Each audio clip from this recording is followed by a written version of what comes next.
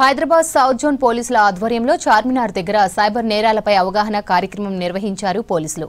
CP Sajjanar, additional CP Srinivas కార్యక్రమానికి హాజరయ్యారు.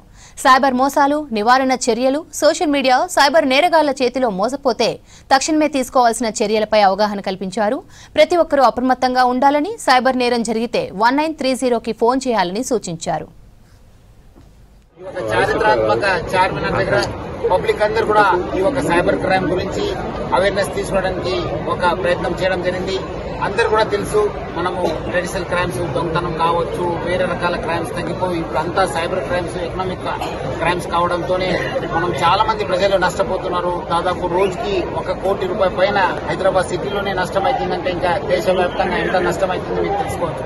దానికి అవేర్నెస్ చాలా ముఖ్యమైన పాత్ర పోషిస్తుంది. దాని భాగంగానే మనం ఈరోజు మన ఓటీపీ ఫ్రాడ్స్ కావచ్చు, ఇన్వెస్ట్మెంట్ ఫ్రాడ్స్ కావచ్చు, ఏపీకే ఫైల్స్, రకరకాల ఫ్రాడ్స్ గురించి మనము చెప్పడం జరిగింది. ప్రజలందరూ కూడా అవేర్నెస్ తీసుకోవడానికి ప్రయత్నం చేయడం జరిగింది.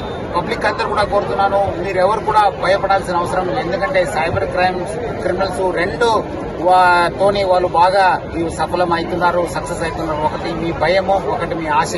ఎవరు కూడా భయపడొద్దు. ఎవరో ఫోన్ చేసి మీకు ఈడీ కేసు ఉంది, సిబిఐ కేసు ఉంది, డిజిటల్ అరెస్ట్ అయితే కూడా ఎవరు కూడా భయపడొద్దు. మీరు ఇమీడియట్లీ స్విచ్ ఆఫ్ చేయాలి. సెకండ్ ఆశ, మీ ₹1 లక్ష 10 లక్షలు వస్తుంది, ₹1 కోటి వస్తుంది, ఎవరు చెప్పినా నమ్మొద్దు. అన్ని కూడా ఇన్వెస్ట్మెంట్ ఫ్రాడ్స్.